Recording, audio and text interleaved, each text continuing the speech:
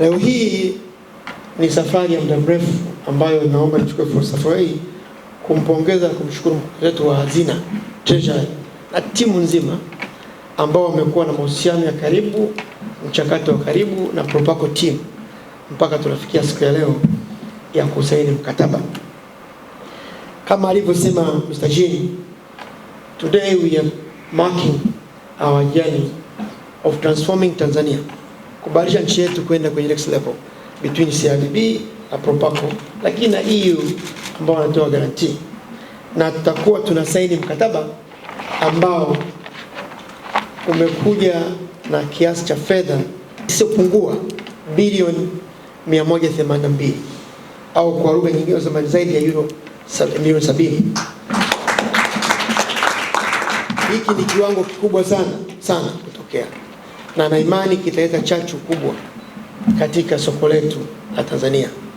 Lakini mkataba huu kufanyika inaonyesha jinsi gani benki yetu inaaminika ndani na nje ya nchi. Lakini hivi ni jitihada zetu ambazo tumekuwa nazo za makusudi kuhakikisha kwamba tunakuwa wabunifu kwa kuweza kuleta mitaji ili wateja wetu waweze kupata mikopo ya muda mrefu. Hiki kiasi ambacho kinapatikana leo cha zaidi ya bilioni 182 kiko katika mafungu matatu, na kuna maeneo mahususi ambayo yameelekezwa. Fungu la kwanza ni dola milioni 50 ambao kwa ile Tanzania ni sawa na bilioni 115. Hizi zimekuja kama fedha taslimu kuwakopesha wajasiriamali wadogo na wakati katika maeneo mbalimbali, kilimo, uwekezaji na vitu vingine, na hii itakuwa inapatikana kwa masharti mazuri. Lakini jambo la pili, kuna kiwango kimetengwa cha euro milioni 18.5 kwa hela za Tanzania ni bilioni 47. Hii ni guarantee ambayo kwa guarantee kwa lugha nyepesi imelenga kuwawezesha kina mama wajasiriamali. Tunafahamu changamoto za kina mama wengi, wanakuwa na biashara nzuri au wana mawazo mazuri, la mitaji wanakuwa hawana. Lakini licha ya mitaji wana changamoto za mahitaji ya kukopeshwa. Moja wapo ni amana zinakuwa ni shida, securities, they don't have those kind of securities. Hiyo ni changamoto ya kwanza. Sasa hela hizi zitatoa kama dhamana ya kukopeshwa kwa 70%. Tayari athari za kukopesha zitapungua. Kwa hiyo nategemea kwamba itasaidia sana kwa kiasi kubwa sana. Lakini jambo lingine ni kwamba guarantee vile vile ya milioni 8 euro ambazo kwa lugha nyepesi ya Kitanzania ni kama bilioni 20. Yenye itasaidia kwenye upande wa guarantee. Lakini eneo la tatu ni kujenga uwezo au capacity building ya timu ya CRDB, lakini vivile iweze kutoa uwezo huu kwa wakopaji ambao watakuwa wanafundishwa elimu ya fedha, utunzaji wa hamana, utunzaji wa nyaraka, kumbukumbu, ulipaji wa mikopo na kuweza kukuza biashara zao. Kwa kufanya hivyo, tuna imani kabisa wajasiriamali wetu wadogo, wakati, akina mama, vijana wataweza kufaidika zaidi na mikopo hii, lakini na kuongeza kipato chao cha kibiashara na kukuza uchumi wa nchi yetu. Na jambo lingine ni kwamba kwa kufanya hivyo tunajua kwamba watakuja kuwa walipaji kodi wazuri, na tutakuwa tumeongeza wigo wa walipaji kodi na kuongeza maendeleo makubwa ya nchi yetu. Lakini milioni 8 ambazo nimesema, tunafahamu kwenye biashara iliyofanyika au changamoto zilizojitokeza katika miaka 2-3 iliyopita, janga la COVID limekuwepo likisumbua sana, na mpaka sasa lipo, na tunaanza kuona wafanyabiashara wameanza kurecover, wameanza kurudi kwenye hali ya kawaida. Kwa guarantee hizi zitawasaidia vile vile walioathirika katika upande wa janga la corona au COVID, ili biashara zao ziweze kufufuka tena. Kwa hiyo tuna imani wa kufanya hivyo, CRDB tutakuwa tumetimiza moja ya ajenda yetu kuu ya kuhakikisha wateja wetu hawapati changamoto pale panapokuwa na fursa. Lakini la pili, tutakuwa tumedhamiria uwezo wetu wa CRDB kuleta chachu ya maendeleo ya nchi yetu na kuendelea kukuza katika sekta ya biashara na kilimo. Ndugu waandishi wa habari na wageni wenzangu, nichukue fursa hii kwanza kuishukuru sana Proparco kwa ushirikiano mkubwa ambao tumekuwa nao. Niwapongeze kwa kuichagua CRDB. Ajenda mojawapo ya kwao ni Choose Africa. And Africa is priority number one. CRDB is a bank that impressed us a lot for a long time with its ability to reconcile financial responsibility with concern for the social and environmental impact of its activity.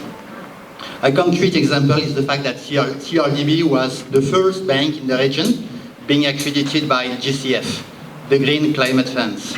Another example is the bank's initiative for Women Access to Finance initiative, which provides female entrepreneurs and professional women loans with affordable interest rates and straightforward state terms and conditions.